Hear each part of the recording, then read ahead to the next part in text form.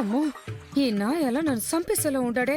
ఏయ్, పిచ్చి పిచ్చి యాస లేకుండా ఊళ్ళోంచి పని చేయి. ఎక్స్ట్రాలు గట్రా చేశావో ప్రీతి అమ్మగారికి చెప్పి నిన్ను బయటికి గెంటించేస్తా. అప్పుడు ఈ పని కూడా లేక రోడ్లంట ముష్టెత్తుకుంటూ తిరగాల.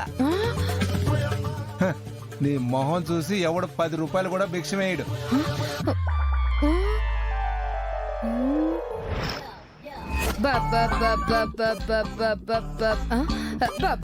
మహానుభావులాగా ఉన్నారయ్యా. 1 రూపాయి అండి అయ్యా, తిని 4 రోజులు అయిందయ్యా. అయ్యా అమ్మమ్మమ్మమ్మమ్మమ్మ కొంచెం దానం చేయండి అమ్మా. అమ్మమ్మ క్యాష్ అయినా ఆన్లైన్ అయినా ఏదైనా పర్వాలేదమ్మా, అన్ని అవైలబుల్ అమ్మా. 1 రూపాయి బాబు, తిని 4 రోజులు అయిందయ్యా. 1 రూపాయి వేయండి అయ్యా. బాబు దానం చేయండి అయ్యా. 1 రూపాయి అయ్యా, తిని 10 రోజులు అయిందయ్యా.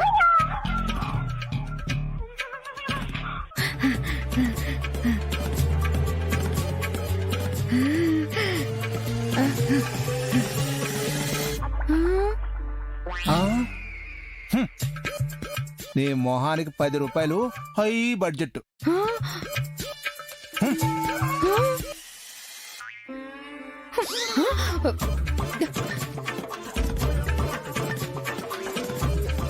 చిచ్చి ఏదో జీవితం ఊహించుకోవడానికి కూడా దరిద్రంగా ఉండదు. కర్మ. ఏందమ్మి నువ్వు చేసిన పాపం ఇట్టా ఎంటాడుతుందని ఊహించలేదు కదా. ఇట్లాంటి దరిద్రాలు ఇంకా అనుభవించేది ఓల్డ్ ఉంది నీకు. మధ్య ప్రేమగా అన్యోన్యంగా కనిపించిన శరణ్య దర్శన్ల మధ్య ఉన్నట్టుండి దూరం స్పష్టంగా కనిపిస్తోంది.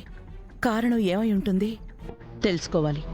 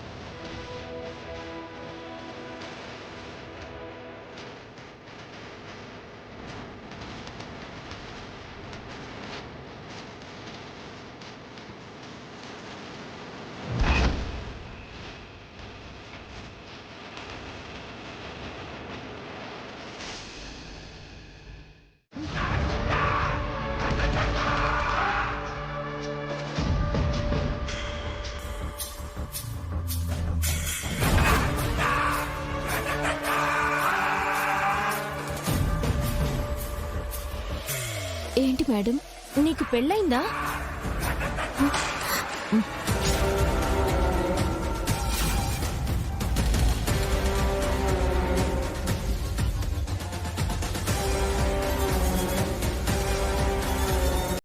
అడిగేది నిన్నే. నీకు పెళ్ళయిందా?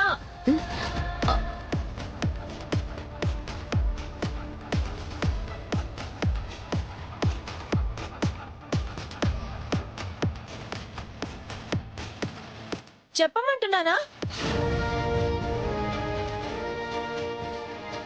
మాట్లాడవేంటి అనన్య? మెళ్ళో తాళుంది కదా. పెళ్ళైందని చెప్పడానికి కూడా ఎందుకు ఆలోచిస్తున్నావు?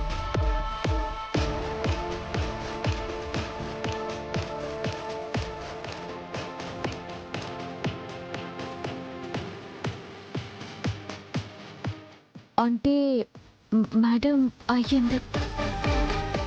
తాళి బయటపడింది కాబట్టి నీకు పెళ్ళైందన్న విషయం నాకు తెలిసింది. లేదంటే అసలు ఈ విషయం నాతో చెప్పేదానివే కాదు కదా. అవును మేడం.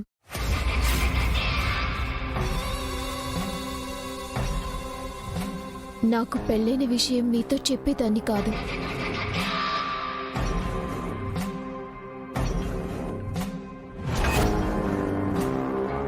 ఏ చెప్తే ఎవరు మీ భర్త అని అడుగుతారు. భర్త ఎవరో చెప్పాలి అంటే ఆ ఫ్యామిలీ గురించి చెప్పాలి.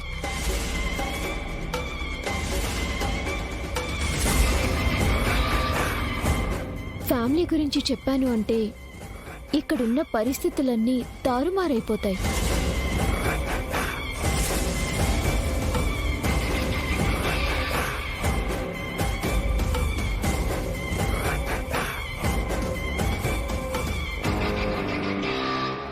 ఏంటి నువ్వనేది?